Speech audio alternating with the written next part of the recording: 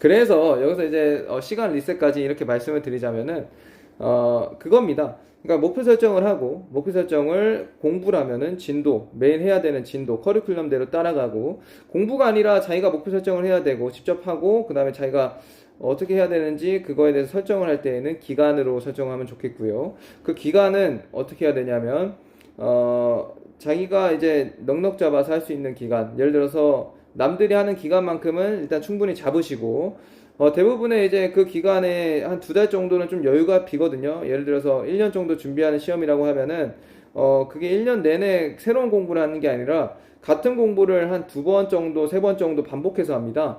그래서 한 두 달 정도는 좀 여유가 있을 거예요. 대부분의 공부에서 1년 정도 잡고 한다고 했을 때. 그러면 한 10개월 정도, 9개월이 차면은 어느 정도 익숙해지는 거죠. 그래서 그 부분까지 간다고 하면은 어느 정도 능력치는 쌓인다는 거죠. 그래서 저는 이제 그렇게 생각을 하고 있고, 그래서 넉넉 잡아서 하자. 그래서 1년이라고 하면 남들이 잡은 기간만큼은 충분히 잡고, 그 다음에 그 기간만큼은 그거에 대해서 몰두해가지고, 성과를 내거나, 이제 못 내거나, 그렇게 해서 결과가 나오면 수능을 하고, 여기서 조금 너무 아쉽다. 뭐, 예를 들어서 공무원 시험이다. 2점 차이로 떨어졌다. 2점이면 한 문제 차이입니다. 한두 문제 차이로 떨어졌다. 아쉽잖아요. 그러면 다시 시도하는 겁니다.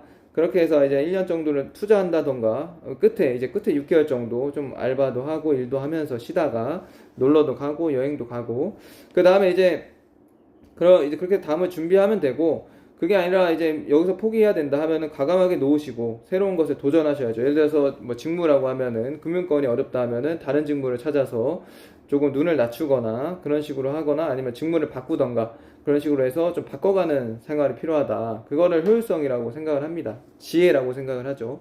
저는 이제 그렇게 하는 게 맞다라고 생각을 하고 있고, 그래서 효율성이 중요하다. 효율성. 어떻게 하느냐에 따라서 그 시간을 아끼고 조금 더 효율적으로 그 일에 더 빨리 접할 수도 있고, 만약 막상 그렇게 오래 준비했는데 생각보다 공무원 준비하시는 분들도 준비는 했는데 생각보다 자기 적성이 안 맞아서 금방 나오는 경우가 있어요. 그러니까 열심히 2, 3년 준비해가지고 막상 해보니까 그게 아니었던 거야. 그럼 2, 3년을 그 피 같은 시간, 그것도 가뜩이나 20대 때, 30대 때 준비하잖아요. 20대 때 그 정말 남들은 대학 생활하고 이렇게 즐길 때 그 공부를 거기다 할애했는데 그거에 대해서 온전한 그 보상도 받지 못하고 좀 퇴사하는 경우가 있지 않았나. 그래서 그런 부분은 매몰 비용이 되고 시간만 버리게 되는, 그러니까 시간만 버린다기보다는 좀 아까운 시간들이 생겨나는 거죠. 그런 걸 줄이는 것이 실력이다. 효율성의 실력이다라고 말씀드리고 싶습니다. 하하, 감사합니다.